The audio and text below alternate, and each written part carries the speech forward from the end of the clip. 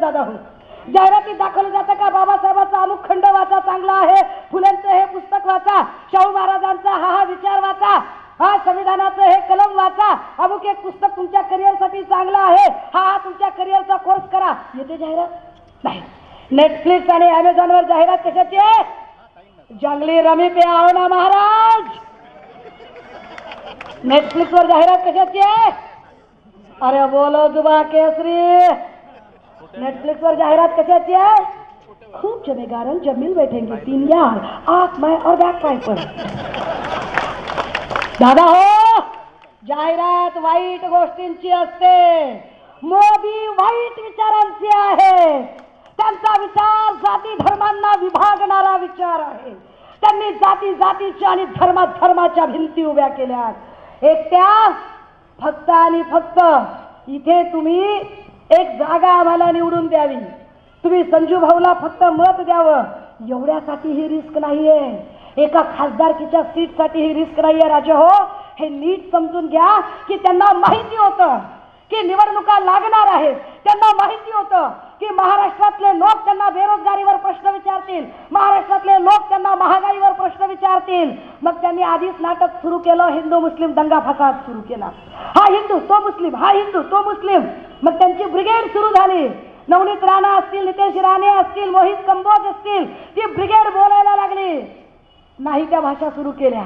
आज पुण्यात त्यांचा एक उपकंत्राटदार बिनशर्त पाठिंब्यावाला बोलत होता. कोण फतवे कोणते म्हटलं, कोण फतवे, आम्ही पण फतवा काढू. अरे काढते फतवा. जे ठरवतील काय, मुळात तुम्ही मुस्लिम मतांना किंवा बौद्ध मतांना गृहीत का धरता? हु आर यू? तुम्ही काय ठेकेदार आहात का आमचे? बौद्धांना मेंदू आहे, मुस्लिमांना मेंदू आहे. जात आणि धर्मावर बोलणाऱ्या या सगळ्या औलादींना सांगावं लागेल तुम्ही काय पद्धतीची भाषा करताय, कुणाला शहाणपण सांगताय तुम्ही. आणि त्याचा परिणाम काय झाला माहितीये का? या देशात या राज्यात कायद्याचं राज्य असायला हवं होतं, पण हे राज्य कायद्याचे म्हणण्यापेक्षा हे राज्य गुंडांचे, हे राज्य खंडणीखोरांचे, हे राज्य चोरांचे झाले की काय अशी परिस्थिती निर्माण झाली.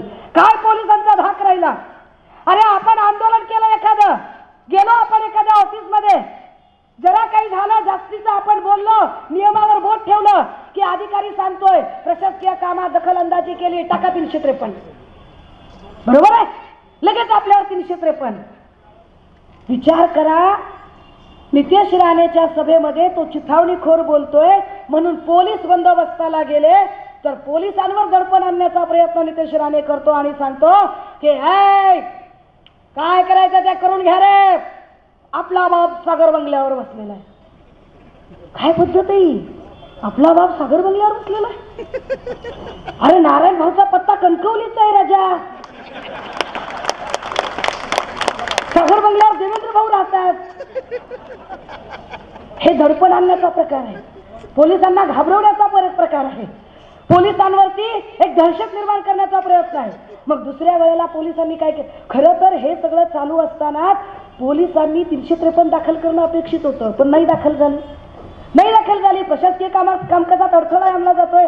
बरं, पोलिसांना नोकरी वाचवायची असेल, पण ते ज्या खात्याचे कर्मचारी आहेत त्या खात्याचा मिनिस्टर हा त्या खात्याचा पालक असतो. मग त्या खात्याचे मिनिस्टर म्हणून देवेंद्र फडणवीसांनी पुढाकार घेत 353 का दाखल केली नाही?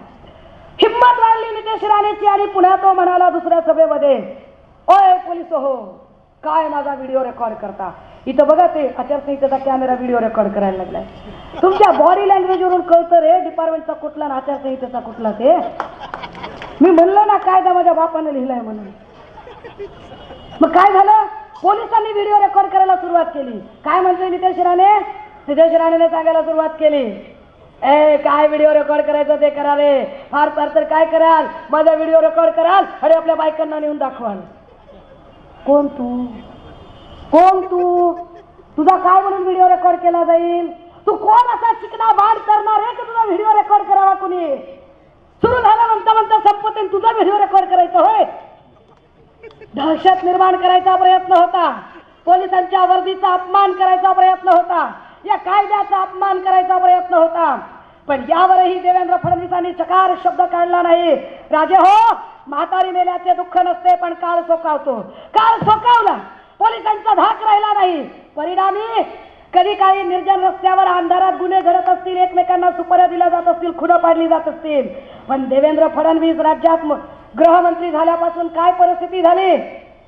एका माय माऊलीला आधी मारलं, मग तुकडे केले, मग फ्रीज मध्ये ठेवले, मग कुकर मध्ये शिजवले, मग मिक्सर मधनं काढले, रोज 1-1 किलोचे तुकडे कुत्र्यांना खाऊ घातले. एवढा क्रूरपणा? काय पोलिसांचा धाक राहिला? अरे लोक फेसबुक लाईव्ह करून गोळ्या घालायला लागले एकमेकांना. काय पोलिसांचा धाक राहिला? पोलीस स्टेशन मध्ये गोळ्या घातल्या जाऊ लागल्या. घातल्या का नाही? हे कुणामुळे झाले? पोलिसांचा वचक कमी झाला तो कुणामुळे? तो देवेंद्र फडणवीसांसारख्या लोकांमुळे, ज्यांना कायदा म्हणजे आपल्या घरचा घरगडी वाटतो, ज्यांनी कायद्याचा वापर निव्वळ आणि निव्वळ जो कुणी विरोधक लोकशाहीची भाषा करेल त्याला पायबंद करण्यासाठी केला. दादा हो, हा कायदा राखणं आपली जबाबदारी आहे. कारण या कायद्याने आपल्याला काय दिलं? तर या कायद्याने आपल्याला सांगितलं, उठा रे उठा, तुमच्या पाठीला रबर नाही कणा आहे, ताठपणे उभे राहा, ताठपणे.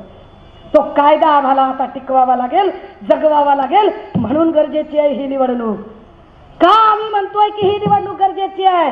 माया हो, तुम्ही विचार करा. अरे कालपर्यंत काय पद्धतीचं गलिच्छ राजकारण होतंय? तुमच्या खिशातले 200 रुपये हरवले, माय जीव किती तळमळतोय. 200 रुपये गेले, कष्टाचे पैसे होते बघा. 2 दिवस झालं मोडले नव्हते, लेकराला सुद्धा काही दिलं नव्हतं घेऊन. 200 रुपये गेले. आईला सकाळपासून चहा सुद्धा पिला नाही राव. 200ची नोट जपून ठेवली होती. अरे रिक्षा केली नाही, उन्हात चालत आलो. 200 रुपये. 200 रुपये हरवले तर जीव किती तळमळतो. दादा हो, ज्यांच्या बापदाद्यांनी रक्ताचं पाणी करून, हाडाची काढ करून, जीवाचं रान करून हा अख्खा पक्ष उभा केला, त्यांचा अख्खा पक्ष, इथला कायदा, इथली ईडी, इथलं सीबीआय, इथला इलेक्शन कमिशन सगळं ताब्यात घेऊन जर अख्खा पक्ष हे चोरून नेत असतील तर यांना मशालीचे चटके द्यावे लागते, दाखवावे लागते. एकदा हवाला द्यावा लागेल. जर हे इथल्या कायद्याला, इथल्या पोलीस व्यवस्थेला, इथल्या स्वायत्त यंत्रणांना गृहीत धरत असतील तर या देशाचं संविधान, या देशाचा कायदा काय आहे हे एकदा त्यांना ठणकावून सांगावं लागेल. आणि हो, हे सगळं करताना सन्मान्य पक्षप्रमुख उद्धव साहेबांनी स्पष्टपणे सांगितले आहे की आमचे हिंदुत्व तुमच्यासारखे नाही आहे कट्टरपंथी. तोंडात राम आणि हाताला काम हा मूलमंत्र आम्ही सांगतोय. शेंडी जानव्याचं हिंदुत्व आम्हाला मान्य नाही हे स्पष्टपणे उद्धव साहेबांनी सांगितले. आणि आधी उद्धव साहेबांच्या सोबत आणि पवार साहेबांच्या सोबत काम करताना स्पष्टपणे सांगतोय, तुम राम राम राम राम राम राम कहो, हम काम काम काम काम कहेंगे. करण्यात आम्हाला काम करा. आम्ही तुमच्या धार्मिक आणि जातीय भाषेमध्ये अडकणार नाही. आमच्या बेरोजगार हातांना तुम्ही काम द्या. कारण आमची पोरं बेरोजगार करून तुम्ही तुमच्या दंगलीसाठी तुमचं राजकीय रॉ मटेरियल म्हणून जर वापरू इच्छित असाल तर आम्ही तुमचं रॉ मटेरियल होणार नाही. आम्ही या अन्यायाविरोधातली, या धार्मिक भेदभावाविरोधातली, या जाती धर्मीय विषाच्या विरोधातली, या विषारी विचारधारेच्या विरोधातली, या महागाई आणि बेरोजगारीच्या विरोधातली आम्ही ही मशाल पेटती ठेवू. माया हो, मी चळवळीतला माणूस आहे गडे. मला काही पुढाऱ्यांसारखा लय बनचुकेपणा जमत नाही. मला काही फार मुळमुळीत काय बोलता येत नाही. आपलं कसं ओपन किचन आहे, जे शिजतंय ते दिसतंय. जे मला वाटतंय ते मी स्पष्टपणे मांडते. मला एवढं वाटतंय की येणाऱ्या 20 तारखेला प्रत्येक बूथवर मशाल पेटली पाहिजे, पेटवायची गरज आहे. बाबासाहेबांनी चळवळीची मशाल हातात दिली, क्रांतिबा ज्योतिबा फुलेंनी मशाल हातात दिली, छत्रपती शिवरायांनी मावळ्यांच्या हातात रात्रीची गनिमी काव्याची युद्ध करताना मशाल हातात दिली. ही मशाल पेटवणं फार गरजेचं आहे. ही मशाल तुमच्या सगळ्यांच्या सहकार्याने पेटवू शकते. यासाठी अजून 2-3 गोष्टी की सगळ्या पोरांनी लक्षात घ्या. चिन्ह सगळीपर्यंत नीट पोचलं पाहिजे. प्रत्येक बूथवर बूथ प्रमुख, पन्ना प्रमुख चौकन्ने राहा. EVM, VVPAT या सगळ्यांच्या बाबतीत फार लक्षपूर्वक काम करावं लागेल. महत्त्वाचं, काही ठिकाणी EVM मशीन जाणीवपूर्वक स्लो होतील का, मतदान कमी करण्याचा प्रयत्न केला जाईल का. कारण मुंबऱ्यामध्ये मी बोलल्यानंतर मला मुंबऱ्यातल्या सगळ्या मुस्लिम भावंडांनी सांगितलं हा प्रकार घाटकोपरमध्ये होऊ शकतो. त्यामुळे यावरही आपल्याला अत्यंत काळजीपूर्वक लक्ष द्यावं लागेल. आपण सगळेच जण या सगळ्या गोष्टी गांभीर्याने घ्याल, नोंदवून घ्याल. मला खरंच कुणाच्याही भावना दुखावण्यात अजिबात इंटरेस्ट नाही. मी भावना दुखावणारं लेकरू नाही. मी बुद्धाची करुणा मानणाऱ्यांपैकी आहे. मला भावना कुणाच्याही दुखावायच्या नाहीत. कुणालाही वाईट वंगाळ बोलायचं नाही. व्यक्तिगत टीका तर मी अजिबात कुणावर करत नाही. मी विचारधारा आणि अजेंड्यावर बोलणारी पोरगी आहे. पण तरी सुद्धा काहींना वाईट वाटू शकतं. काही खबरी असतात. मीर भाई देखो ना वो क्या बोली. मीर भाई देखो ना मैं रेकॉर्ड करके लाया. खबऱ्यांचं फार काही नसतं. 30, 60, 90 हाफ बिर्याणी एवढंच फरक असतं. 30, 60, 90 हाफ बिर्याणीसाठी जे बिचारे खबरे काम करतात यांच्यापैकी जर कुणाच्या भावना दुखावल्या गेल्या असतील तर अशा सगळ्यांची अजिबात माफी मागणार नाही. मला हेच बोलायचं होतं, असंच बोलायचं होतं, याच स्टाईलमध्ये बोलायचं होतं. माझ्या प्रत्येक शब्दावर ठाम राहत, कारण बोलून शब्द बदलायला मी काही देवेंद्र फडणवीस, अजित पवार किंवा एकनाथ शिंदे नाही. मी सुषमा अंधारे आहे. माझ्या प्रत्येक शब्दावर ठाम आहे, थांबते, रजा घेते, मशाल पेटवणार आहात या अभिवचनासह थांबते. जय हिंद, जय भीम, जय महाराष्ट्र, जय शाहू, जय जिजाऊ, जय लहुजी.